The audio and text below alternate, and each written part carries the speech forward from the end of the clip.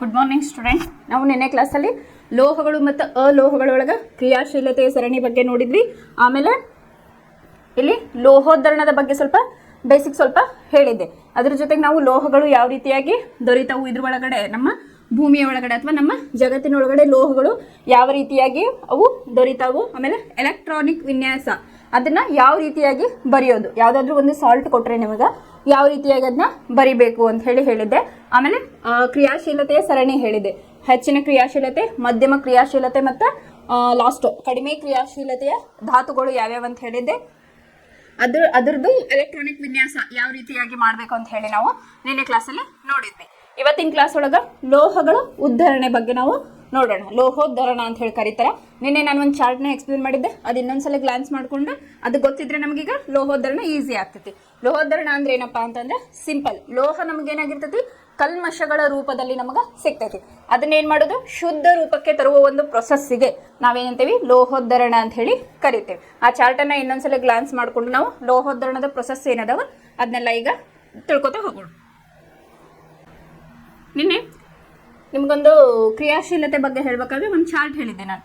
ಇವು potassium, sodium ಇವೇನು ಬರ್ತಾವಲ್ಲ ಅಪ್ಪರ್ ಸೈಡ್, ಅವೆಲ್ಲ ಏನು ಹೆಚ್ಚಿನ ಕ್ರಿಯಾಶೀಲತೆಯ ಒಂದು ಧಾತುಗಳು. ಅವು ಹೆಂಗೆ ಸಿಗ್ತಾವಪ್ಪ ಅಂತಂದ್ರೆ ಆಕ್ಸೈಡ್ ರೂಪದಲ್ಲಿ ನಮಗೆ ಸಿಗ್ತಾವು. ಆಮೇಲೆ ಇನ್ನೊಂದು ಯಾವುದು, ಕೆಳಗಡೆ ಹೋದಂತೆ ಅವೇನಾಗ್ತಾವ ಇಂಪ್ಯೂರಿಟೀಸ್ ಜಾಸ್ತಿ ಇರ್ತೈತೆ, ಅಂದ್ರೆ ಕಲ್ಮಶಗಳು ಜಾಸ್ತಿ ಇರ್ತೈತೆ. ಅದನ್ನೇನಂತೇವಪ್ಪ ಅಂತಂದ್ರೆ ನಾವು ಕಾರ್ಬೋನೇಟ್ ರೂಪದಲ್ಲಿ ಇರ್ತಾವು ಅಂತ ಹೇಳ್ತೇವೆ. ಇನ್ನೊಂದು ಸಲ್ಫೈಡ್ ರೂಪದಲ್ಲಿ ಇರ್ತಾವು ಅಂತ ಹೇಳಿದೆ. ಈ ಕಾರ್ಬೋನೇಟ್ ಮತ್ತು ಸಲ್ಫೈಡ್ ರೂಪದಲ್ಲಿ ಜಾಸ್ತಿ ಕಲ್ಮಶ ಇರ್ತೈತಿ. ಆಮೇಲೆ ಆಕ್ಸೈಡ್ ರೂಪದಾಗ ಇರ್ತೈತಿ ಇಲ್ಲನಲ್ಲ, ಬಟ್ ಇದು ಸಲ್ಫೈಡ್ ಮತ್ತು ಇನ್ನೊಂದು ಯಾವುದು ಕಾರ್ಬೋನೇಟ್ ರೂಪದಲ್ಲಿರೋದ್ರಾಗ ಜಾಸ್ತಿ ಕಲ್ಮಶ ಇರ್ತೈತಿ. ಅದನ್ನ ಜಾಸ್ತಿ ನಾವು ಪ್ಯೂರಿಫಿಕೇಶನ್ ಮಾಡ್ಬೇಕಾಗ್ತತಿ.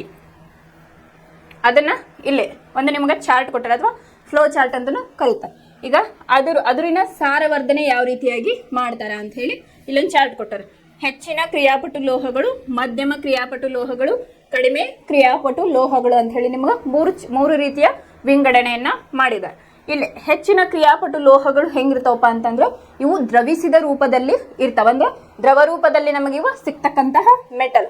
ಇದನ್ನ ಏನ್ ಮಾಡ್ತಾರಪ್ಪ ಅಂತಂದ್ರೆ ವಿದ್ಯುತ್ ವಿಭಜನೆ, ಅದನ್ನ ಯಾವ ರೀತಿಯಾಗಿರ್ತೈತಿ ಅಂತ ಹೇಳ್ತಾರೆ. ನೆಕ್ಸ್ಟ್ ವಿದ್ಯುತ್ ವಿಭಜನೆ ಅನ್ನೋ ಒಂದು ಪ್ರೊಸೆಸ್ ಇಂದ ಅದನ್ನೇನ್ ಮಾಡ್ತಾರ, ಶುದ್ಧ ಲೋಹವನ್ನ ಪಡಿತಾರ. ಇನ್ನ ಮಧ್ಯಮ ಕ್ರಿಯಾಪಟು ಲೋಹಗಳನ್ನ ಯಾವ ರೀತಿಯಾಗಿ ಮಾಡ್ತಾರಪ್ಪ ಅಂತಂದ್ರೆ ಅವು ಯಾವ್ಯಾವಂದ್ರೆ ಕಾರ್ಬೋನೇಟ್ ಅದ್ರು ಮತ್ತು ಸಲ್ಫೈಡ್ ಅದರು ಅಂತ ಹೇಳಿ ನಾವು ಕರಿತೀವಿ. ಅದನ್ನ ಕಾರ್ಬೋನೇಟ್ ಅದ್ರ ಏನಿರ್ತದ ಕಾಸುವಿಕೆ ಅಂತ ಹೇಳಿ ಕರೀತಾರೆ, ಕಾಸುವಿಕೆ. ಆಮೇಲೆ ಸಲ್ಫೈಡ್ ಅದನ್ನ ಹುರಿಯುವಿಕೆ ಅಂತ ಹೇಳಿ, ಅದ್ರದ್ದು ಒಂದು ಸರ್ಟನ್ ಪ್ರೊಸೀಜರ್ ಇರ್ತೈತಿ, ಕಾಸುವಿಕೆ ಮತ್ತು ಹುರಿಯುವಿಕೆ. ಅದನ್ನ ಪ್ರೊಸೆಸ್ ಮಾಡಿದಾಗ ಏನಾಗ್ತವು, ಲೋಹೀಯ ಆಕ್ಸೈಡ್ಗಳಾಗಿ ಇಲ್ಲೇ ಕನ್ವರ್ಟ್ ಆಗ್ತವೆ. ಯಾಕೆ ಲೋಹೀಯ ಆಕ್ಸೈಡ್ಗಳು ಕನ್ವರ್ಟ್ ಆಗ್ಬೇಕಿಲ್ಲ, ಯಾಕಂದ್ರೆ ನಮಗೇನೋ ಈಗ ನಮಗೆ ಶುದ್ಧ ಲೋಹ ಬೇಕು ಅಂತಂದ್ರೆ ಅದು ಆಕ್ಸೈಡ್ ರೂಪದಾಗಿದ್ರೆ ಮಾತ್ರ ನಮಗದನ್ನ ಲೋಹಗಳ ಅಪಕರ್ಷಣೆ ಮಾಡಲು ಸಾಧ್ಯ. ಇದು ಇಂಪಾರ್ಟೆಂಟ್. ಇವನ್ನ ಯಾವಪ್ಪ, ಕಾರ್ಬೋನೇಟ್ ಮತ್ತು ಸಲ್ಫೈಡ್ ಅನ್ನ ಯಾಕೆ ನಾವು ಆಕ್ಸೈಡ್ಗಳಾಗಿ, ಲೋಹೀಯ ಆಕ್ಸೈಡ್ಗಳಾಗಿ ಕನ್ವರ್ಟ್ ಮಾಡಬೇಕು ಅಂತಂದ್ರೆ ಇಲ್ಲೇ ಲೋಹಗಳ ಅಪಕರ್ಷಣೆ ಆಗ್ಲಿಕ್ಕೆ, ಆಮೇಲೆ ಲೋಹಗಳು ಶುದ್ಧ ರೂಪದಲ್ಲಿ ನಮಗೆ ದೊರಿಬೇಕು ಅಂತಂದ್ರೆ ಏನಾಗಬೇಕು, ಲೋಹಗಳ ಅಪಕರ್ಷಿಸುವಿಕೆ ಇಲ್ಲೇ ಆಗಬೇಕು. ಇನ್ನು ಥರ್ಡ್ ಒನ್, ಕಡಿಮೆ ಕ್ರಿಯಾಪಟು ಲೋಹಗಳು ಅಂತ ಹೇಳಿ ಇಲ್ಲೇ ಸಲ್ಫೈಡ್ ಅದ್ರು ಹುರಿಯುವಿಕೆ, ಲೋಹ ಶುದ್ಧೀಕರಣ ಅಂತ ಹೇಳಿ. ಅಂದ್ರೆ ಇದು ಯಾವ ರೀತಿಯಾಗಿ ಮಾಡ್ತಾರ ಅಂತ ಹೇಳಿ ಒಂದು ನಿಮಗೆ ಚಾರ್ಟ್, ಇದನ್ನ ನಿಮಗೆ ಸ್ಕೂಲ್ ಒಳಗೆ ಪ್ರಾಜೆಕ್ಟ್ ವರ್ಕ್ ಆಗಿನೂ ಕೊಡ್ಬೋದು. ಅಂದ್ರೆ ಪ್ರೊಸೆಸ್ ನಾವು ಕಲಿಯೋದು ಹೆಂಗಿತ್ತಂದ್ರೆ ಒಂದು ದೊಡ್ಡ ಲೋಹದ ಉದಾಹರಣೆ ಅಂತೇಳಿ ಒಂದು ಚಾರ್ಟ್ ಹಾಕ್ತಿದ್ವಿ. ಅಲ್ಲಿ ಸರ್ಟನ್ ಟೆಂಪ್ರೇಚರ್ನ ನಾವು ಮೆನ್ಷನ್ ಮಾಡ್ತಿದ್ವಿ. ಈ ಟೆಂಪ್ರೇಚರ್ ಒಳಗೆ ಹುರಿತಾರ, ಅಂದ್ರೆ ಈ ಕಾಸುವಿಕೆ ಇಷ್ಟು ಟೆಂಪ್ರೇಚರ್ ಒಳಗೆ ಆಗ್ತೈತಿ. ಇಲ್ಲೇ ಅದು ಕಾರ್ಬನ್ ಯೂಸ್ ಮಾಡ್ತಾರ, ಕೋಲ್ ಯೂಸ್, ಈ ತರ ನಾವು ಕಲ್ತಿದ್ವಿ. ಇಲ್ಲಿ ನಿಮಗೆ ಸಿಂಪ್ಲಿಫೈ ಆಗಿ ಕೊಟ್ಬಿಟ್ಟಿದ್ದಾರೆ. ಈ ಚಾರ್ಟ್ ನಿಮಗೆ ಗೊತ್ತಿತ್ತಂದ್ರೆ ನೀವು ಲೋಹೋದ್ಧರಣವನ್ನ ಈಸಿಯಾಗಿ ಕಲಿಬಹುದು. ಈ ಲೋಹೋದ್ಧರಣದ ಬಗ್ಗೆ ತಿಳ್ಕೊಳ್ಳೋಕ್ಕಿಂತ ಮುಂಚೆ ನಾವೇನ್ ಮಾಡೋಣಪ್ಪ ಅಂದ್ರೆ ಅದರುಗಳ ಪುಷ್ಟೀಕರಣ ಅಂತ ಹೇಳಿ ಕರಿತೇವೆ. ಈಗ ನಮ್ಮ ಇದ್ರೊಳಗೆ, ನಮ್ಮ ಭೂಮಿ ಒಳಗಡೆ ಅಥವಾ ನಮ್ಮ ಜಗತ್ತಿನೊಳಗಡೆ ಏನಾಗ್ತೈತಿ, ಲೋಹಗಳು ಖನಿಜ ರೂಪದಲ್ಲಿ ಸಿಗ್ಬೋದು, ಅದರಿನ ರೂಪದಲ್ಲಿ ಸಿಗ್ಬೋದು, ಮತ್ತೆ ಮುಕ್ತ ರೂಪದಲ್ಲಿ ಸಿಗ್ಬೋದು, ಆಮೇಲೆ ದ್ರವ ರೂಪದಲ್ಲಿ ಕೂಡ ಇಲ್ಲೇ ಸಿಗ್ಬೋದು ಅಂತ ಹೇಳಿದೆ. ಎಲ್ಲವೂ ಡಿಫ್ರೆಂಟ್. ಈ ಖನಿಜ ರೂಪದಲ್ಲಿ ಒಂದಿಷ್ಟು ಸಿಕ್ಕರೆ ಅದಿರುಗಳ ರೂಪದಲ್ಲಿ ಒಂದಿಷ್ಟು ಸಿಗ್ತಾವೆ.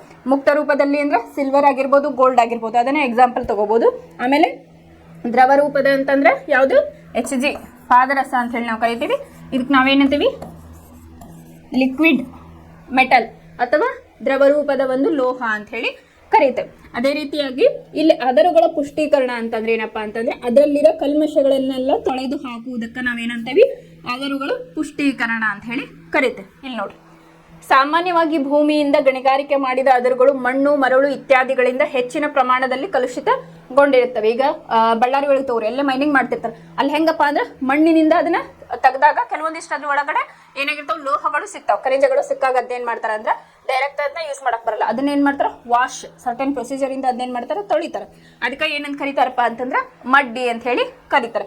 ಏನು ಸಾಮಾನ್ಯವಾಗಿ ಭೂಮಿಯಿಂದ ಗಣಿಗಾರಿಕೆ ಮಾಡಿದ ಅದರುಗಳು ಮಣ್ಣು ಮರಳು ಇತ್ಯಾದಿಗಳಿಂದ ಹೆಚ್ಚಿನ ಪ್ರಮಾಣದಲ್ಲಿ ಕಲುಷಿತಗೊಂಡಿರುತ್ತದೆ, ಅದಕ್ಕೆ ನಾವು ಮಡ್ಡಿ ಅಂತ ಕರಿತೀವಿ.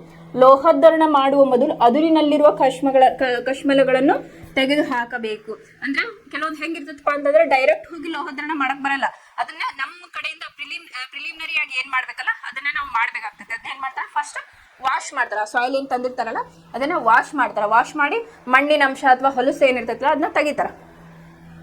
ಮಡ್ಡಿಯನ್ನು ಅದುರಿನಿಂದ ಬೇರ್ಪಡಿಸುವ ವಿಧಾನವು ಮಡ್ಡಿ ಮತ್ತು ಅದುರಿನ ಭೌತ ಅಥವಾ ರಾಸಾಯನಿಕ ಗುಣಗಳ ನಡುವಿನ ವ್ಯತ್ಯಾಸದ ಮೇಲೆ ಅವಲಂಬಿತವಾಗಿರುತ್ತದೆ. ನಮಗೆ ಯಾವ ರೀತಿಯಾಗಿ ಲೋಹ ಸಿಗ್ತದಲ್ಲ ಅದಕ್ಕೆ ಅದರದೇ ಆದಂಥ ಗುಣಗಳಿರ್ತಾವೆ, ಅದ್ರ ಮೇಲೆ ಅದು ಡಿಪೆಂಡ್ ಆಗಿರ್ತೈತಿ ಅಂತ ಹೇಳಿ.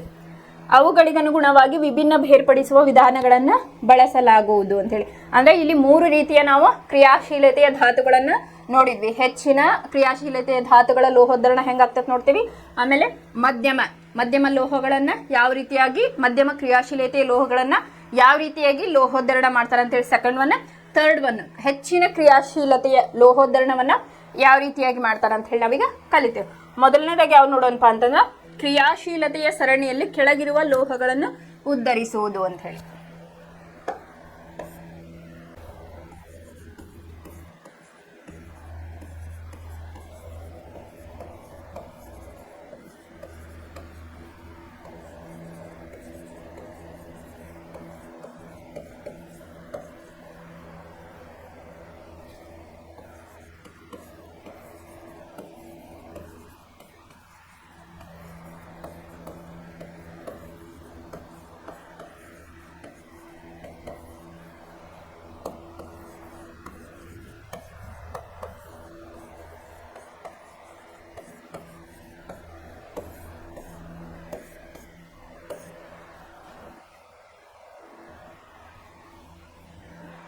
ಇಲ್ಲಿ ಕ್ರಿಯಾಶೀಲತೆಯ ಸರಣಿಯಲ್ಲಿ ಕೆಳಗಿರುವ ಲೋಹಗಳನ್ನ ಉದ್ಧರಿಸುವುದು ಯಾವ ರೀತಿಯಾಗಿ, ಇಲ್ಲಿ ನಾವು ಎಕ್ಸಾಂಪಲ್ ಏನ್ ತಗೋಬಹುದು, ಇಲ್ಲಿ ನಾವು ಮರ್ಕ್ಯುರಿ ಸಲ್ಫೈಡ್ ಅಂತ ಹೇಳಿ ಕರಿತೇವೆ, ಇಲ್ಲ ಸಿನ್ನಾಭಾರ್ ಅಂತ ಹೇಳಿ ನಾವು ಕರಿತೇವೆ.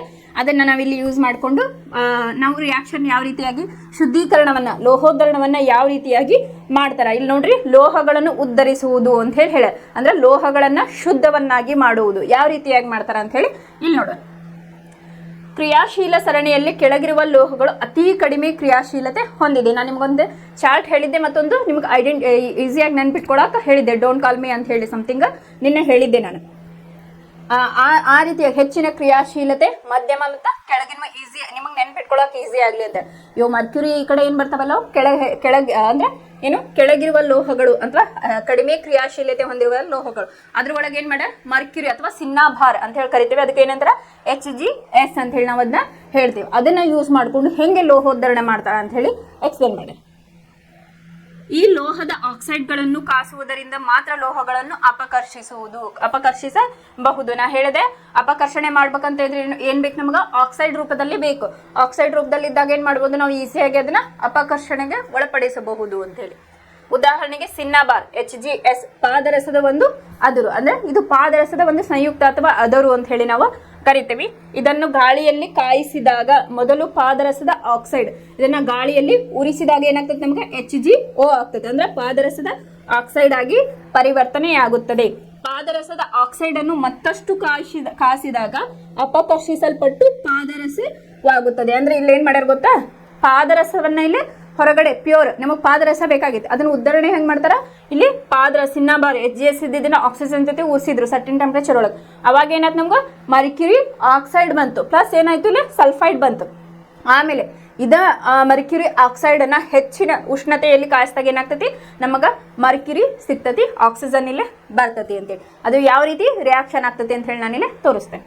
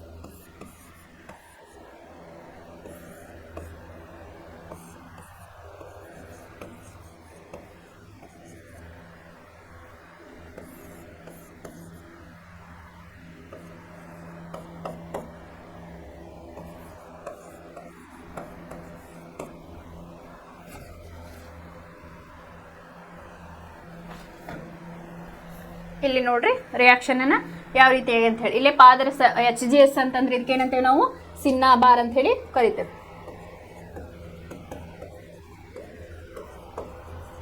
ಸಿನ್ನಾಬಾರ್ ಇದು ನಿಮಗೆ ಹೊಸದು ವರ್ಡ್ ಇರ್ಬೋದು. ಸಿನ್ನಾಬಾರ್ HGS ಅಂದ್ರೆ ಸಿನ್ನಾಬಾರ್ ಅಂತ ಹೇಳಿ ಕರೀತಾರ.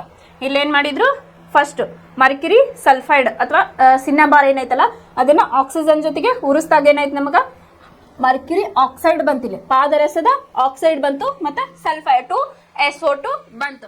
ಇದೇನು ಪಾದರಸದ ಆಕ್ಸೈಡ್ ಐತಲ್ಲ ಅದನ್ನ ಇನ್ನಷ್ಟು ಉಷ್ಣತೆಯಲ್ಲಿ ಅದನ್ನ ಹೀಟ್ ಮಾಡಿದಾಗ ಅದನ್ನ ಕಾಯಿಸಿದಾಗ ನಮಗೇನ್ ಬಂತು, ನಮಗಿಲ್ಲ ಪಾದರಸ ಇಲ್ಲೇ ಸಿಕ್ತು, ಮತ್ತೆ ಆಕ್ಸಿಜನ್ ಇಲ್ಲೇ ಬಿಡುಗಡೆ ಆಯ್ತು ಅಂತ ಹೇಳಿ ಹೇಳ್ಬೋದು. ಆಕ್ಸಿಜನ್ ಇಲ್ಲೇ ಬಿಡುಗಡೆ ಆಯ್ತು. ಇದು ಫಸ್ಟ್ ರಿಯಾಕ್ಷನ್. ಇಲ್ಲಿ ಆಮೇಲೆ ಸೆಕೆಂಡ್ ಒನ್ ಏನ್ ಮಾಡ್ಯಾರಪ್ಪ ಅಂದ್ರೆ ಕಾಪರ್ ಸಲ್ಫೈಡ್ ಅನ್ನ ತಗೊಂಡಾರ. ಸೇಮ್ ಇಲ್ಲಿ ಮರ್ಕ್ಯುರಿ ಸಲ್ಫೈಡ್ ಅಥವಾ ಸಿನ್ನಾಬಾರ್ ಏನ್ ತಗೊಂಡ್ರಲ್ಲ ಅದೇ ಜಾಗದಾಗ ಏನ್ ಮಾಡ್ಯಾರ ಕಾಪರ್ ಅನ್ನ ತಗೊಂಡಾರ.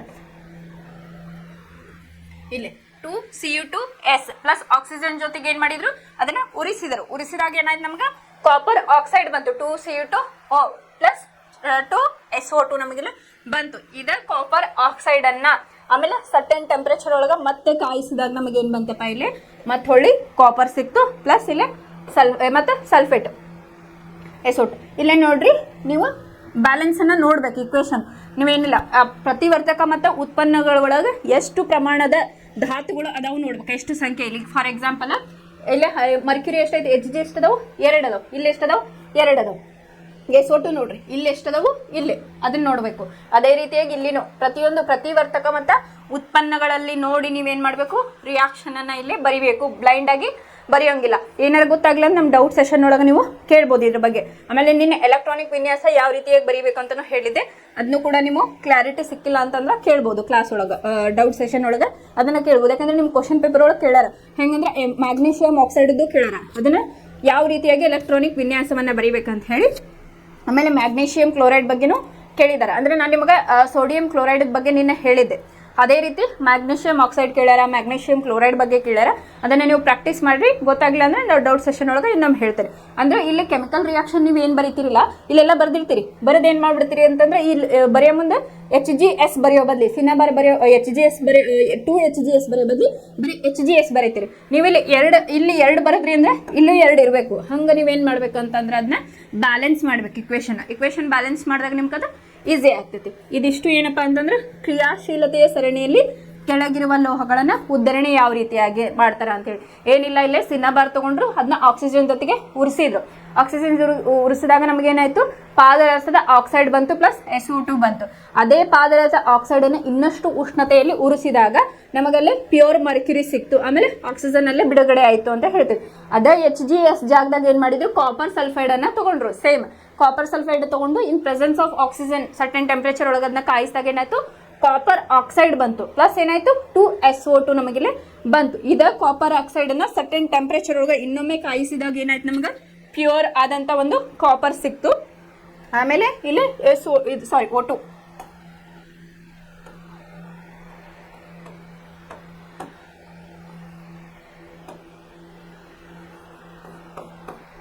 ಪ್ಲಸ್ ಆಕ್ಸಿಜನ್ ಇಲ್ಲಿ ನಮಗೆ ಸಿಕ್ತು ಅಂತ ಹೇಳಿ ಬರೀಬೇಕು. ಆಮೇಲೆ ನೀವಿಲ್ಲೇ ಬರೀಬೇಕು ಅಂದ್ರೆ ಫಾರ್ ಎಕ್ಸಾಂಪಲ್ ಇದು ಸಾಲಿಡ್ ಫಾರ್ಮ್ ಐತಿ, ಯಾವುದು ಸಿನ್ನಾಬಾರ್. ಆಮೇಲೆ ಕಾಪರ್ ಸಲ್ಫೈಡ್ ಕೂಡ ಇದು ಸಾಲಿಡ್ ಫಾರ್ಮ್. ಆಕ್ಸಿಜನ್ ಅಂದ್ರೆ ಏನದು ಗ್ಯಾಸ್ ಫಾರ್ಮ್ ಅಂತ ಹೇಳಿ. ಈ ರೀತಿಯ ನೀವು ಅದನ್ನ ಏನ್ ಮಾಡ್ಬೇಕು ಅಂತಂದ್ರೆ ಭೌತ ಲಕ್ಷಣಗಳನ್ನು ಕೂಡ ಅಲ್ಲಿ ನೀವು ಮೆನ್ಷನ್ ಮಾಡ್ಬೇಕಾಗ್ತೈತಿ ರಿಯಾಕ್ಷನ್ ಬರೆಯೋ ಮುಂದೆ. ಆಮೇಲೆ ಇದು ಬಹಳ ಸಲ ರಿಪೀಟ್ ಆಗಿರ್ತಕ್ಕಂಥ ಕ್ವಶನ್ ಯಾವ್ದಪ್ಪ ಅಂದ್ರೆ ಕ್ರಿಯಾಶೀಲತೆ ಸರಣಿಗಿರುವ ಕೆಳಗಿರುವ ಲೋಹಗಳು ಉದ್ಧರಿಸುವುದನ್ನು ವಿವರಿಸಿ ಅಂದ್ರೆ ಸಮೀಕರಣದ ಜೊತೆಗೆ ಅಂತ ಹೇಳಿ ಕೇಳಾರ.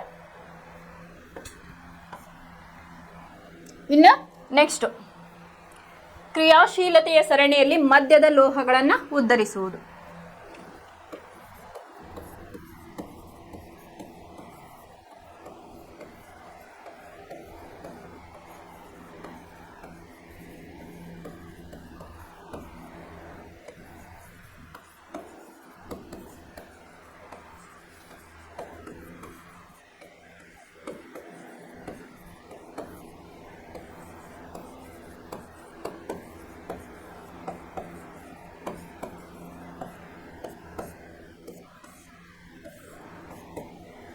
ಇಲ್ಲಿ ಏನು ಪ್ರೊಸೀಜರ್ ಇರ್ತೈತಪ್ಪ ಅಂತ ಹೇಳಿ ನಾನು ನೋಡೋದಾದ್ರೆ ಹುರಿಯುವಿಕೆ, ಕಾಸುವಿಕೆ ಅಂತ ಹೇಳಿದೆ. ನಾನು ಸಲ್ಫೈಡ್ ಆದರೂ ಆಮೇಲೆ ಕಾರ್ಬೋನೇಟ್ ಅದನ್ನ ಇಲ್ಲಿ 2 ಪ್ರೊಸೀಜರ್ ನಾವಿಲ್ಲಿ ನೋಡ್ಬೋದು. ಯಾವ್ದಾವ್ದು ಹುರಿಯುವಿಕೆ ಮತ್ತು ಕಾಸುವಿಕೆ ಅಂತ ಹೇಳಿ ನಾವು ನೋಡ್ತೇವೆ. ಸೆಕೆಂಡ್ ಒನ್ ಯಾವ್ದಪ್ಪ ಇದು ಕ್ರಿಯಾಶೀಲತೆಯ ಸರಣಿಯಲ್ಲಿ ಮಧ್ಯದ ಲೋಹಗಳನ್ನು ಉದ್ಧರಣೆ ಮಾಡುವುದು ಅಂತ ಹೇಳಿ.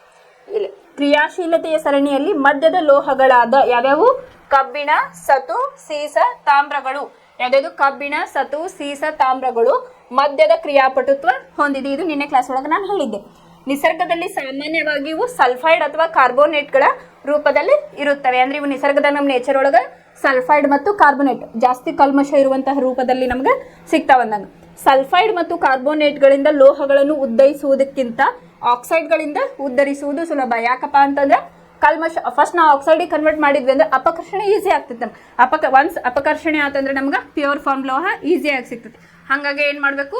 ಯಾವುದು ಇಲ್ಲಿ ಸಲ್ಫೈಡ್ ಮತ್ತು ಕಾರ್ಬೋನೇಟ್ ರೂಪದಲ್ಲಿ ಇದನ್ನ ಏನು ಮಾಡ್ತಾರಪ್ಪ ಅಂತಂದ್ರೆ ಇಲ್ಲೇ ನೆಕ್ಸ್ಟ್ ಅದನ್ನ ಆಕ್ಸೈಡ್ ಆಗಿ ಕನ್ವರ್ಟ್ ಮಾಡ್ತಾರೆ. ಅದಕ್ಕೆ ಏನು ಮಾಡ್ಯಾರ? ಇಲ್ಲೇ ಹುರಿಯುವಿಕೆ ಮತ್ತು ಕಾಸುವಿಕೆ 2 ವಿಧಾನವನ್ನ ಇಲ್ಲಿ ಫಾಲೋ ಮಾಡಿದ್ದಾರೆ. ಆದ್ದರಿಂದ ಅಪಕರ್ಷಿಸುವ ಮೊದಲು ಲೋಹದ ಸಲ್ಫೈಡ್ ಮತ್ತು ಕಾರ್ಬೋನೇಟ್ಗಳನ್ನು ಲೋಹೀಯ ಆಕ್ಸೈಡ್ಗಳನ್ನಾಗಿ ಪರಿವರ್ತಿಸಬೇಕು. ಸಲ್ಫೈಡ್ ಅದರನ್ನು ಆಕ್ಸೈಡ್ ಅನ್ನಾಗಿ ಪರಿವರ್ತಿಸಲು ಅಧಿಕ ಪ್ರಮಾಣದ ಗಾಳಿಯಲ್ಲಿ ಹೆಚ್ಚಿನ ಉಷ್ಣತೆಯಲ್ಲಿ ಕಾಸಬೇಕು. ಅಂದ್ರೆ ಇದು ಸಲ್ಫೈಡ್ನಿಂದ ಆಕ್ಸೈಡಿಗೆ ಬರ್ಬೇಕಂತಂದ್ರೆ ಹೆಚ್ಚಿನ ಗಾಳಿಯಲ್ಲಿ, ಹೆಚ್ಚಿನ ಒಂದು ಉಷ್ಣತೆಯಲ್ಲಿ, ಇನ್ ಪ್ರೆಸೆನ್ಸ್ ಆಫ್ ಆಕ್ಸಿಜನ್ ಇದನ್ನ ಜಾಸ್ತಿ ಹೊತ್ತು ನಾವು ಕಾಯಿಸ್ಬೇಕಾಗ್ತೈತಿ ಅಂತ ಹೇಳಿ. ಈ ವಿಧಾನವನ್ನೇ ಏನಂತಾರ? ಹುರಿಯುವಿಕೆ ಅಂತ ಹೇಳಿ ಕರೀತಾರ. 1 or 2 ಮಾರ್ಕ್ಸ್ ಕ್ವಶನ್ ಇದು. ಹುರಿಯುವಿಕೆ ಎಂದರೇನು ಅಂತ ಹೇಳಿದ್ರೆ ಇದನ್ನ ಬರಿಬಹುದು. ಆಮೇಲೆ ಕಾರ್ಬೋನೇಟ್ ಅದರನ್ನು ಆಕ್ಸೈಡ್ ಆಗಿ ಪರಿವರ್ತಿಸಬೇಕಾದರೆ ಇಲ್ಲೇ ನೋಡ್ರಿ, ಕಾರ್ಬೋನೇಟ್ ಅದರನ್ನು ಆಕ್ಸೈಡ್ ಆಗಿ ಪರಿವರ್ತಿಸಬೇಕಾದರೆ ಕಡಿಮೆ ಗಾಳಿಯಲ್ಲಿ ಹೆಚ್ಚಿನ ಉಷ್ಣತೆಯಲ್ಲಿ ಕಾಸಬೇಕು. ಈ ವಿಧಾನವನ್ನ ಕಾಸುವಿಕೆ ಅಂತ ಹೇಳಿ ಕೇಳ. ಇಲ್ಲಿ ನೋಡ್ರಿ, ಸಲ್ಫೈಡ್ ಅದರನ್ನು ಆಕ್ಸೈಡ್ ಆಗಿ, ಸಲ್ಫೈಡ್ ಯಾವ್ದೈತಲ್ಲ ಅದನ್ನ ಆಕ್ಸೈಡ್ ಆಗಿ ಕನ್ವರ್ಟ್ ಮಾಡಕ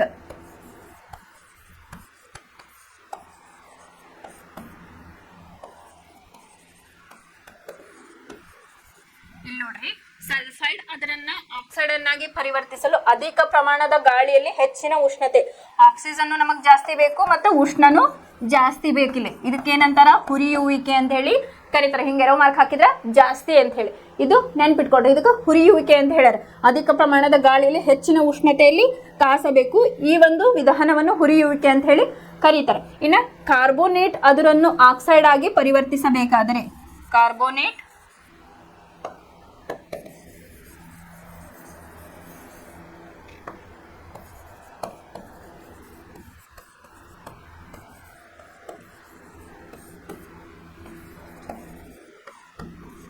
ಈಗ ನಮಗೇನು ಬೇಕು?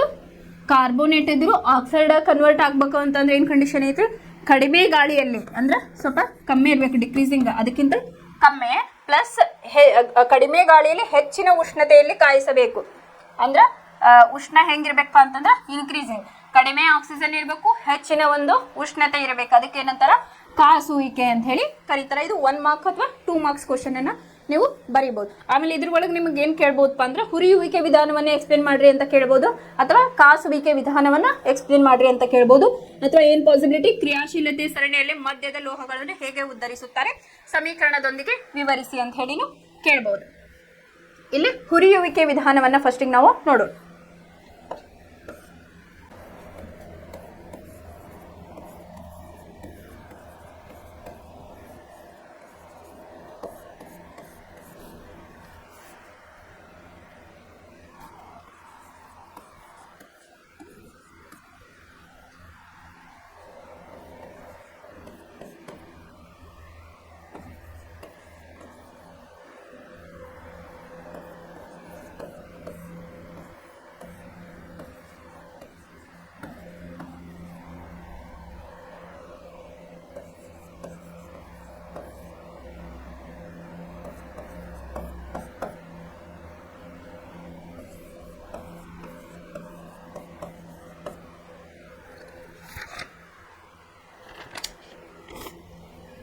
ಇಲ್ಲಿ ಹುರಿಯುವಿಕೆ ನೋಡ್ರಿ, ಜಿಂಕ್ ಸಲ್ಫೈಡ್ ಅನ್ನ ತಗೊಂಡಿದ್ದಾರೆ.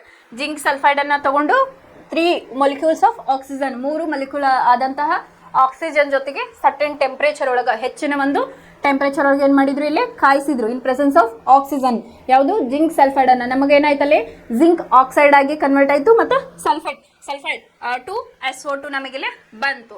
ಇದೇನು ಹುರಿಯುವಿಕೆ ಒಂದು ಪ್ರೊಸೀಜರ್. ಹುರಿಯುವಿಕೆ ಅಂದ್ರೆ ಏನಪ್ಪಾ ಅಂತಂದ್ರೆ ಇಲ್ಲಿ ಸಲ್ಫೈಡ್ ಇಲ್ಲ ನೋಡ್ರಿ ಸಲ್ಫೈಡ್ ಅದರನ್ನ ಇನ್ ಪ್ರೆಸೆನ್ಸ್ ಆಫ್ ಅಧಿಕ ಪ್ರಮಾಣದ ಗಾಳಿಯಲ್ಲಿ ಹೆಚ್ಚಿನ ಉಷ್ಣತೆಯಲ್ಲಿ ನಾವು ಆಕ್ಸೈಡ್ ಆಗಿ ಕನ್ವರ್ಟ್ ಮಾಡ್ತೀವಲ್ಲ ಅದಕ್ಕೆ ಏನಂತಾರ ಹುರಿಯುವಿಕೆ ಅಂತಾರ. ಅದು ರಿಯಾಕ್ಷನ್ ಇಲ್ಲ ಐತಿ ನಮ್ಗೆ ಏನು ಬಂತಿಲ್ಲಿ ಜಿಂಕ್ ಆಕ್ಸೈಡ್ ಇಲ್ಲೇ ನಮಗೆ ಬಂತು ಅಂತ ಹೇಳಿ ಗೊತ್ತಾಯ್ತು. ಇದು ಹುರಿಯುವಿಕೆಯ ಪ್ರೊಸೀಜರ್. ಇನ್ನು ನೆಕ್ಸ್ಟ್ ಕಾಸುವಿಕೆ.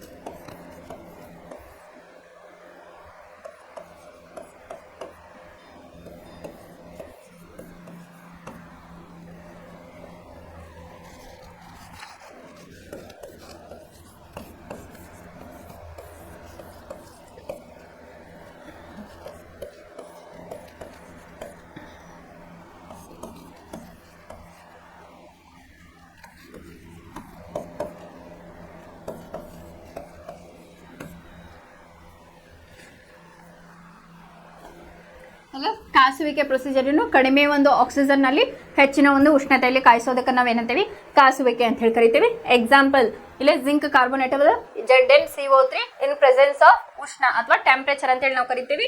ಇದನ್ನ ನಾವು ಟೆಂಪರೇಚರ್ ಕಾಸ್ತಾಗ ಏನಾಯ್ತು ನಮ್ಗೆ ಜಿಂಕ್ ಆಕ್ಸೈಡ್ ಇಲ್ಲೇ ಬಂತು. ಏನ್ ಬಂತು ಜಿಂಕ್ ಆಕ್ಸೈಡ್ ಇಲ್ಲೇ ಬಂತು. ಯಾವುದು ಸಾಲಿಡ್ ಫಾರ್ಮ್ ಒಳಗೆ ಇಲ್ಲೇ ಬಂತು. ಏನ್ ನಮಗೆ ರಿಲೀಸ್ ಆಯ್ತು ಕಾರ್ಬನ್ ಡೈಆಕ್ಸೈಡ್ ಇಲ್ಲೇ ರಿಲೀಸ್ ಆಯ್ತು. ಆಮೇಲೆ ಇದ ಜಿಂಕ್ ಆಕ್ಸೈಡ್ ಅನ್ನ ಕಾರ್ಬನ್ ಜೊತೆ ಉರಿಸಿದಾಗ ಏನಾಯ್ತು ನಮ್ಗೆ ಪ್ಯೂರ್ ಆದಂತ ಜಿಂಕ್ ಇಲ್ಲೇ ಉದ್ಧರಣೆ ಆಯ್ತು ಪ್ಲಸ್ ಕಾರ್ಬನ್ ಆಕ್ಸೈಡ್ ಇಲ್ಲೇ ಬಂತು.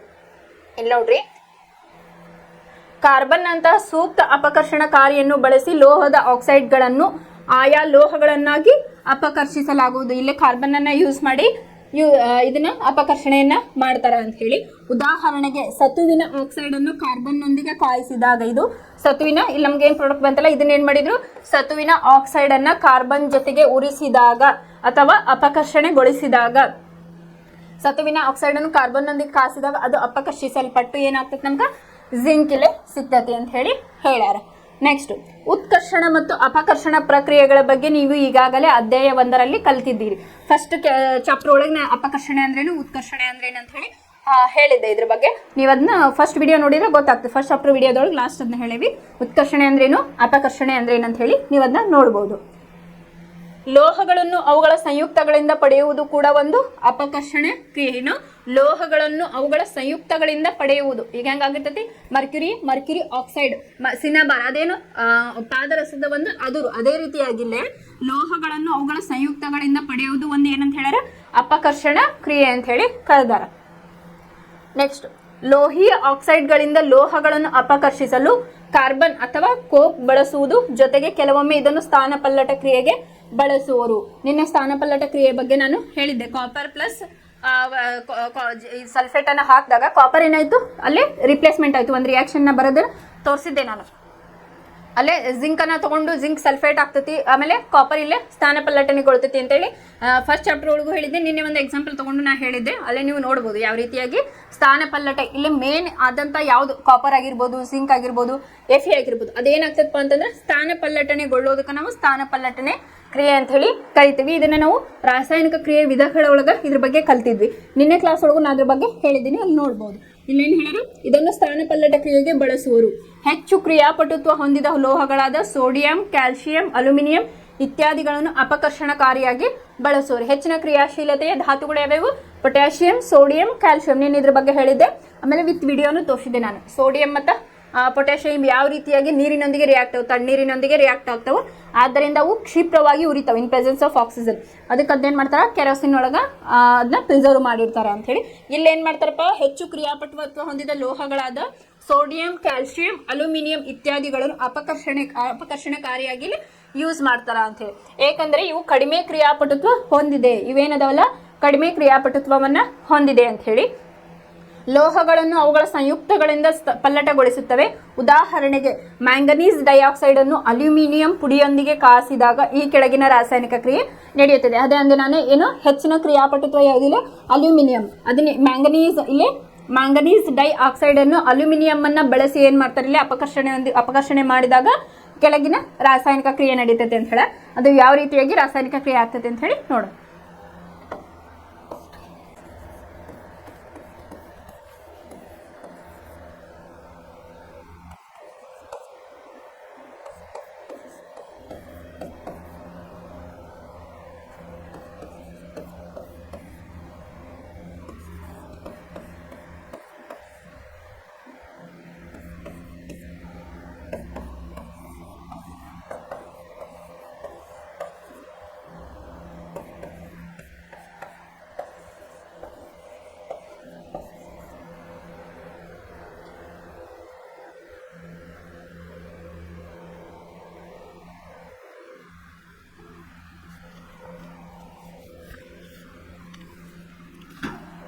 ಇಲ್ಲಿ ನೋಡ್ರಿ, ಮ್ಯಾಂಗನೀಸ್ ಡೈಆಕ್ಸೈಡ್ MN ಅಂದ್ರೆ ಮ್ಯಾಂಗನೀಸ್, ಆಕ್ಸಿಜನ್ ಎಷ್ಟದಾವು 2 ಅದಾವ. ಸೊ ಹಾಗಾಗಿ ಮ್ಯಾಂಗನೀಸ್ ಡೈಆಕ್ಸೈಡ್ ಅನ್ನ ಅಲ್ಯೂಮಿನಿಯಂ ಜೊತೆಗೆ ಅದನ್ನ ಅಪಕರ್ಷಿಸಿದಾಗ ಅದ್ರ ಜೊತೆ ರಿಯಾಕ್ಷನ್ ಮಾಡಿದಾಗ ಏನಾಗ್ತದೆ ನಮ್ಗೆ ಮ್ಯಾಂಗನೀಸ್ ಬರ್ತೈತಿ ಪ್ಲಸ್ 2Al2O3 ಪ್ಲಸ್ ಉಷ್ಣ ಇಲ್ಲೇ ರಿಲೀಸ್ ಆಗ್ತತಿ ಅಂತ ಹೇಳಿದರು. ಆಮೇಲೆ ಉತ್ಕರ್ಷಣೆ ಮತ್ತು ಅಪಕರ್ಷಣೆ ಹೊಂದಿದ ವಸ್ತುಗಳನ್ನು ನೀವು ಗುರುತಿಸಬಲ್ಲಿರಾ ಅಂತ ಹೇಳಿ ಇದ್ರ ಬಗ್ಗೆ ನಾನು ಫಸ್ಟ್ ಚಾಪ್ಟರ್ ಒಳಗೆ ಹೇಳಿನಿ. ಅದ್ರ ಬಗ್ಗೆ ನೀವು ತಿಳ್ಕೊಬಹುದು. ನಮಗೆ ಜಸ್ಟ್ ಉತ್ಕರ್ಷಣೆ ಅಂದ್ರೇನು, ಅಪಕರ್ಷಣ ಅಂದ್ರೆ ಏನು ಅನ್ನೋದು ಗೊತ್ತಾತಂದ್ರೆ ಈಸಿಯಾಗಿ ನೀವು ಇಲ್ಲೇ ಫೈಂಡ್ ಔಟ್ ಅನ್ನ ಮಾಡ್ಬೋದು. ಈ ಸ್ಥಾನಪಲ್ಲಟ ಕ್ರಿಯೆಗಳು ಅತಿ ಬಹಿರುಷ್ಣಕವಾಗಿವೆ. ಅತ್ಯಂತ ಹೆಚ್ಚಿನ ಪ್ರಮಾಣದಲ್ಲಿ ಉಷ್ಣತೆ ಬಿಡುಗಡೆಯಾಗುವುದರಿಂದ ಉತ್ಪತ್ತಿಯಾಗುವ ಲೋಹಗಳು ದ್ರವಿಸಿದ ಸ್ಥಿತಿಯಲ್ಲಿ ಇರುತ್ತವೆ. ಬಹಿರುಷ್ಣಕ ಅಂದ್ರೇನು, ಇಲ್ಲೇ ಹೀಟ್ ಪ್ರೊಡ್ಯೂಸರ್ ಜಾಸ್ತಿ ಆಗ್ತದೆ ಅಂತ ಹೇಳಿ. ಇದು ಕೂಡ ನಾವು ಫಸ್ಟ್ ಚಾಪ್ಟರ್ ಒಳಗೆ ಅಂತರುಷ್ಣಕ ಕ್ರಿಯೆ ಮತ್ತು ಬಹಿರುಷ್ಣಕ ಕ್ರಿಯೆ ಒಳಗೆ ಹೇಳಿದೆ. ಬಹಿರುಷ್ಣಕ ಅಂತಂದ್ರೆ ಇಲ್ಲೇನು ಹೆಚ್ಚಿನ ಪ್ರಮಾಣದ ಒಂದು ಹೀಟ್ ಪ್ರೊಡ್ಯೂಸ್ ಆಗ್ತಾ ಇರ್ತೈತಿ. ಹಾಗಾಗಿ ಈ ಸ್ಥಾನಪಲ್ಲಟ ಕ್ರಿಯೆಗಳು ಅತಿ ಬಹಿರುಷ್ಣಕವಾಗಿವೆ. ಅತ್ಯಂತ ಹೆಚ್ಚಿನ ಪ್ರಮಾಣದಲ್ಲಿ ಉಷ್ಣತೆ ಬಿಡುಗಡೆಯಾಗುವುದರಿಂದ ಉತ್ಪತ್ತಿಯಾಗುವ ಲೋಹಗಳು ದ್ರವಿಸಿದ ಸ್ಥಿತಿಯಲ್ಲಿ ಇರ್ತದೆ. ಈ ಆಕ್ಸೈಡ್ ರೂಪದಾಗ ಬಂದ್ರೆ ನಾನು ಏನು ಹೇಳಿದೆ ಚಾರ್ಟ್ ಒಳಗೆ, ಅದೇನಾಗಿರ್ತೈತಿ ದ್ರವಿಸಿದ ರೂಪದಲ್ಲಿ ಇರ್ತೈತಿ. ದ್ರವಿಸಿದ ರೂಪದಲ್ಲಿಂದ ವಿದ್ಯುತ್ ವಿಭಜನೆ ಮಾಡಿದಾಗ ನಮ್ಗೆ ಏನಾಗ್ತದಪ್ಪ ಅಂತಂದ್ರೆ ಶುದ್ಧವಾದ ಲೋಹ ಸಿಗ್ತೈತಿ ಅಂತ ಹೇಳಿ. ವಾಸ್ತವವಾಗಿ ಅಲ್ಯೂಮಿನಿಯಂನೊಂದಿಗೆ ಕಬ್ಬಿಣದ ಆಕ್ಸೈಡ್ನ ಪ್ರತಿವರ್ತನೆಯನ್ನು ರೈಲ್ವೆ ಹಳಿಗಳು ಅಥವಾ ಮುರಿದ ಯಂತ್ರ ಭಾಗಗಳ ಜೋಡಣೆಯಲ್ಲಿ ಬಳಸುತ್ತಾರೆ. ಈ ಕ್ರಿಯೆಯನ್ನು ಥರ್ಮೈಟ್ ಕ್ರಿಯೆ ಅಂತ ಹೇಳಿ ಕರೀತಾರೆ. ಇದು ಇಂಪಾರ್ಟೆಂಟ್ ಕ್ವಶನ್. ಥರ್ಮೈಟ್ ಕ್ರಿಯೆ ಅಂದ್ರೆ ಏನು ಅಂತ ಹೇಳಿ ನೀವು ಇಲ್ಲಿಂದನ ಬರಿಬಹುದು. ಸ್ಥಾನಪಲ್ಲಟ ಕ್ರಿಯೆಗಳು ಅತಿ ಬಹಿರುಷ್ಣಕವಾಗಿವೆ. ಅತ್ಯಂತ ಹೆಚ್ಚಿನ ಪ್ರಮಾಣದಲ್ಲಿ ಉಷ್ಣತೆ ಬಿಡುಗಡೆಯಾಗುವುದರಿಂದ ಈ ಖನಿಜಗಳು, ಈ ಲೋಹಗಳು ದ್ರವಿಸಿದ ಸ್ಥಿತಿಯಲ್ಲಿರುತ್ತವೆ.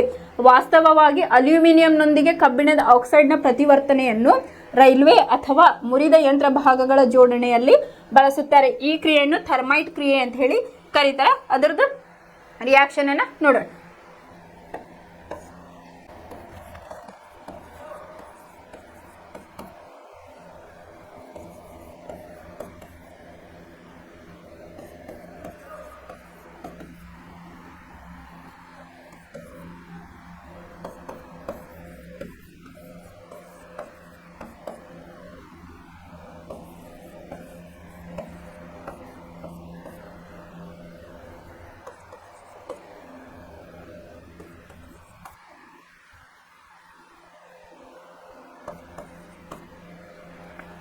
ಇಲ್ಲಿ Fe2O3 ಅಂದ್ರೆ ಏನಪ್ಪಾ ಅಂತಂದ್ರೆ ಐರನ್ನಿನ ಒಂದು ಅದಿರು ಅಂತ ಹೇಳಿ ನಾವು ಇಲ್ಲೇ ಕರಿಬಹುದು. Fe2O3 ಇದು ಸಾಲಿಡ್ ಫಾರ್ಮ್ ಒಳಗಿದ್ದನ್ನ ಅಲ್ಯೂಮಿನಿಯಂ ಜೊತೆಗೆ ಅದನ್ನ ರಿಯಾಕ್ಟ್ ಮಾಡಿದಾಗ ರಿಯಾಕ್ಷನ್ ಆದಾಗ ಏನಾಗ್ತದೆ ನಮಗ ಇಲ್ಲೇ ಐರನ್ ಸಿಗ್ತತಿ ಪ್ಲಸ್ Al2O3 ಪ್ಲಸ್ ಇಲ್ಲೇ ಉಷ್ಣ ಬಿಡುಗಡೆ ಆಗ್ತತಿ ಅಂತ ಹೇಳಿ. ಇದಿಷ್ಟು ಏನೈತಲ್ಲಪ್ಪ ಇದು ಮಧ್ಯಮ ಕ್ರಿಯಾಶೀಲತೆಯ ಸರಣಿಯಲ್ಲಿ ಮಧ್ಯದ ಲೋಹಗಳನ್ನ ಉದ್ಧರಿಸುವುದು. ಇಲ್ಲಿ ಇಂಪಾರ್ಟೆಂಟ್ ಇವೇನದವಲ್ಲ ಉದಾಹರಣೆ ಅಂತ ಏನು ಬರ್ತಾವಲ್ಲ ಲೋಹದ ಉದಾಹರಣೆ, ಇವೆಲ್ಲ ಇಂಪಾರ್ಟೆಂಟ್ ಕ್ವಶನ್. ಅದು ಯಾವ ರೀತಿಯಾಗಿ ಕೇಳ್ತಾರೆ ಅನ್ನೋದು ಪ್ರತಿ ವರ್ಷನೂ ನೀವು ಕ್ವಶನ್ ಪೇಪರ್ ಅನ್ನು ನೋಡಿದಾಗ ಇದ್ರ ಮೇಲೆ ಪರ್ಟಿಕ್ಯುಲರ್ ಒಂದ್ ಯಾವ್ದಾದ್ರು ಕ್ವಶನ್ ಇದ್ದೇ ಇರ್ತೈತಿ ಲೋಹದ ಉದಾಹರಣೆ ಮೇಲೆ. ಇಲ್ಲೇ ಮಧ್ಯದ ಲೋಹಗಳನ್ನು ಉದ್ಧರಿಸುವುದು ಪ್ರೊಸೀಜರ್ ಏನೇನಪ್ಪ, ಇಲ್ಲೇ ಹುರಿಯುವಿಕೆ ಮತ್ತು ಕಾಸುವಿಕೆ ಆಗ್ತತಿ. ಫಸ್ಟ್ ಇವನ್ನೆರಡು ಬರಿಬೇಕು. ಆಮೇಲೆ ಏನ್ ಮಾಡಬೇಕು, ಉತ್ಕರ್ಷಣ ಅಪಕರ್ಷಣದ ಬಗ್ಗೆ ಹೇಳಿದೆ ನಾನು. ಇಲ್ಲೇ ಹೆಚ್ಚಿನ ಕ್ರಿಯಾಶೀಲತೆಯ ಒಂದು ಧಾತುಗಳನ್ನು ತಗೊಂಡು ಏನ್ ಮಾಡಿದ್ರಲ್ಲ ಮ್ಯಾಗ್ನೀಷಿಯಂ ಆಕ್ಸೈಡ್ ಅನ್ನು ಯಾವ ರೀತಿಯಾಗಿ ಉದ್ಧರಣೆ ಮಾಡ್ತಾರೆ ಅಂತ ಹೇಳಿ ನೋಡಿದ್ವಿ.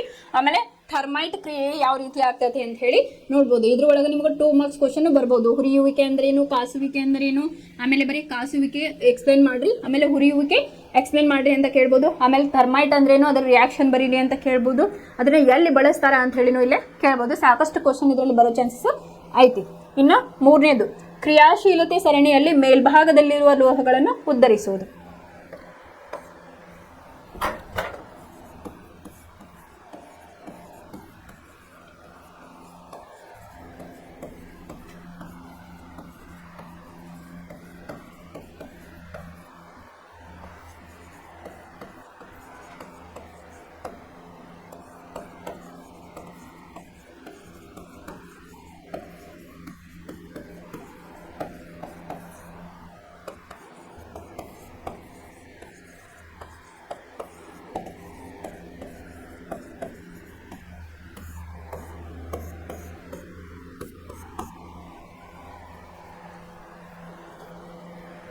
ಮೇಲ್ಭಾಗದಲ್ಲಿರುವ ಅಂದ್ರೆ ಸೋಡಿಯಂ ಆಗಿರ್ಬೋದು, ಪೊಟ್ಯಾಷಿಯಂ ಅಂತ ಹೇಳಿ ನಾವಿಲ್ಲಿ ಕನ್ಸಿಡರ್ ಮಾಡ್ಬೋದು. ಕ್ರಿಯಾಶೀಲತೆ ಸರಣಿಯಲ್ಲಿ ಮೇಲ್ಭಾಗದಲ್ಲಿರುವ ಲೋಹಗಳು ಅತ್ಯಂತ ಕ್ರಿಯಾಶೀಲವಾಗಿವೆ. ಕಾರ್ಬನ್ನಿನೊಂದಿಗೆ ಕಾಸುವುದರ ಮೂಲಕ ಇವುಗಳನ್ನು ಪಡೆಯಲು ಸಾಧ್ಯವಿಲ್ಲ. ಅಂದ್ರೆ ಇವು ಕಾರ್ಬನ್ನಿನ ಮೂಲಕ ಪಡೆಯಲು ಸಾಧ್ಯವಿಲ್ಲ. ಏಕೆಂದರೆ ಉದಾಹರಣೆಗೆ ಸೋಡಿಯಂ, ಮ್ಯಾಗ್ನೀಷಿಯಂ, ಕ್ಯಾಲ್ಸಿಯಂ, ಅಲ್ಯೂಮಿನಿಯಂ ಇತ್ಯಾದಿ ಲೋಹದ ಆಕ್ಸೈಡ್ಗಳನ್ನು ಅಪಕರ್ಷಿಸಲು ಕಾರ್ಬನ್ನಿನಿಂದ ಸಾಧ್ಯವಿಲ್ಲ. ಹಾಗಾಗಿ ಇದು ಕಾರ್ಬನ್ ಅನ್ನ ಇಲ್ಲ ಯೂಸ್ ಮಾಡುವುದಿಲ್ಲ ಅಂತ ಹೇಳಿ. ಕಾರಣ ಈ ಲೋಹಗಳು ಕಾರ್ಬನ್ಗಿಂತ ಆಕ್ಸಿಜನ್ ಕಡೆಗೆ ಹೆಚ್ಚು ಆಕರ್ಷಣೆಯನ್ನ ಹೊಂದಿರ್ತೇವೆ. ಕಾರ್ಬನ್ಗಿಂತ ಈಗ ನಮ್ಮ ಕಾರ್ಬನ್ ಅಂತ ಗೊತ್ತೈತಿ, ಆಲ್ಮೋಸ್ಟ್ ಆಲ್ ಕಾರ್ಬನ್ನಿಂದ ಕೂಡೈತಿ ಅಂತ ಹೇಳಿ. ನೆಕ್ಸ್ಟ್ ಚಾಪ್ಟರ್ ಒಳಗೆ ಕಾರ್ಬನ್ ಅದರ ಸಂಯುಕ್ತಗಳ ಬಗ್ಗೆ ಅಥವಾ ಅದರ ಘಟಕಗಳ ಬಗ್ಗೆ ಕಲಿತೀವಿ. ಇಲ್ಲಿ ಏನ್ ತಿಳ್ಕೊರಿಪ್ಪ ಅಂತಂದ್ರೆ ಹೆಚ್ಚಿನ ಕ್ರಿಯಾಶೀಲ ಧಾತುಗಳು ಯಾವ್ಯಾವ ಅದಾವಲ್ಲ, ಸೋಡಿಯಂ, ಮ್ಯಾಗ್ನೀಷಿಯಂ, ಕ್ಯಾಲ್ಸಿಯಂ, ಅಲ್ಯೂಮಿನಿಯಂ ಇವು ಕಾರ್ಬನ್ನಿಂದ ಉದ್ಧರಿಸಲು ಸಾಧ್ಯ ಇಲ್ಲ. ಯಾಕಂತಂದ್ರೆ ರೀಸನ್ ಯಾಕಪ್ಪ ಅಂತಂದ್ರೆ ಇವು ಕಾರ್ಬನ್ಗಿಂತ ಆಕ್ಸಿಜನ್ ಜೊತೆಗೆ ಏನಾಗಿರ್ತಾವ ಹಾಗೂ ಆಕರ್ಷಣೆಯನ್ನ ಹೊಂದಿರ್ತಾವ. ಇದು ರೀಸನ್. ಈ ಲೋಹಗಳು ವಿದ್ಯುತ್ ವಿಭಜನೆ ಕ್ರಿಯೆಯಿಂದ ನಾವು ಪಡೆಯಬಹುದು. ಇದ್ರ ಬಗ್ಗೆ ನಿನ್ನೆ ಇದ್ರೊಳಗ ಚಾರ್ಟ್ ಒಳಗೂ ನಾನು ಹೇಳಿದ್ದೆ. ದ್ರವರೂಪದ ಅಂದ್ರೆ ಹೆಚ್ಚಿನ ಕ್ರಿಯಾಶೀಲತೆಯನ್ನು ಏನ್ ಮಾಡ್ತಾರೆ, ಕ್ರಿಯಾಶೀಲ ಧಾತುಗಳನ್ನ ಏನ್ ಮಾಡ್ತಾರಪ್ಪ ಅಂತಂದ್ರೆ ಜಸ್ಟ್ ದ್ರವ ರೂಪದಲ್ಲಿ ಇರ್ತಾವ. ಅದನ್ನ ಏನ್ ಮಾಡ್ತಾರ, ವಿದ್ಯುತ್ ವಿಭಜನೆ ಅನ್ನೋ ಒಂದು ಪ್ರೊಸೀಜರ್ ಇಂದ ಇಲ್ಲೇ ನಮಗ ಶುದ್ಧ ಲೋಹ ದೊರೀತೈತಿ ಅಂತ ಹೇಳಿ. ಉದಾಹರಣೆಗೆ ಸೋಡಿಯಂ, ಮ್ಯಾಗ್ನೀಷಿಯಂ ಮತ್ತು ಕ್ಯಾಲ್ಸಿಯಂ ಅನ್ನು ವಿದ್ಯುತ್ ವಿಭಜನೆ ಕ್ರಿಯೆಗಳಿಂದ ಅವುಗಳ ದ್ರವಿಸಿದ ಕ್ಲೋರೈಡ್ಗಳಿಂದ ಪಡೆಯಬಹುದು. ಲೋಹಗಳು ಋಣಾಗ್ರ ಅಂದ್ರೆ ಋಣ ವಿದ್ಯುದಾಂಶ ಪೂರಿತ ವಿದ್ಯುದ್ವಾರ ಅಂತ ಹೇಳ್ತೇವೆ. ಮೇಲೆ ಸಂಗ್ರಹವಾದರೆ ಕ್ಲೋರಿನ್ ಧನಾಗ್ರ ಧನ ವಿದ್ಯುತ್ ಅಂಶ ಪೂರಿತದಲ್ಲಿ ಬಿಡುಗಡೆ ಆಗುತ್ತದೆ. ಪ್ರತಿವರ್ತನೆಗಳು ಈ ಕೆಳಗಿನಂತಿದೆ ಅಂತ ಹೇಳಿ. ಇದು ನಿಮಗ ಲೋಹಗಳ ಶುದ್ಧೀಕರಣ ವಿದ್ಯುತ್ ವಿಭಜನೆಯ ಒಂದು ಕ್ರಿಯೆಯನ್ನ ಎಕ್ಸ್ಪ್ಲೇನ್ ಮಾಡಕತ್ತಾರೆ. ಇಲ್ಲೇನಪ್ಪಾ ಅಂತಂದ್ರೆ ಸೋಡಿಯಂ, ಮ್ಯಾಗ್ನೀಷಿಯಂ ಮತ್ತು ಕ್ಯಾಲ್ಸಿಯಂ ಅನ್ನು ವಿದ್ಯುತ್ ವಿಭಜನೆ ಕ್ರಿಯೆಯಿಂದ ಅವುಗಳ ದ್ರವಿಸಿದ ಕ್ಲೋರೈಡ್ಗಳಿಂದ ಪಡೆಯುವರು. ಲೋಹಗಳು ಋಣಾಗ್ರ ಅಂದ್ರೆ ಋಣ ವಿದ್ಯುತ್ ಆಗ್ರ ಅಂತ ಹೇಳಿ ಕರಿತೀವಿ. ಅಲ್ಲೇನ್ ಮಾಡ್ತಾರೆ, ಇಲ್ಲೇ ಲೋಹಗಳು ಋಣ ವಿದ್ಯುತ್ ಆಗ್ರದ ಮೇಲೆ ಸೆಟಲ್ ಆದ್ವು ಅಂತಂದ್ರ ಆಮೇಲೆ ಧನಾಗ್ರದ ಮೇಲೆ ಏನಾಗ್ತದಪ್ಪ ಅಂತಂದ್ರೆ ಕ್ಲೋರಿನ್ ಎಲ್ಲ ಸೆಟಲ್ ಆಗ್ತತಿ ಅಂತ ಹೇಳಿ ಹೇಳಿದಾರೆ. ಋಣಾಗ್ರದಲ್ಲಿ ಅಂತ ಹೇಳ್ಕೊಟ್ಟಾರ Na+,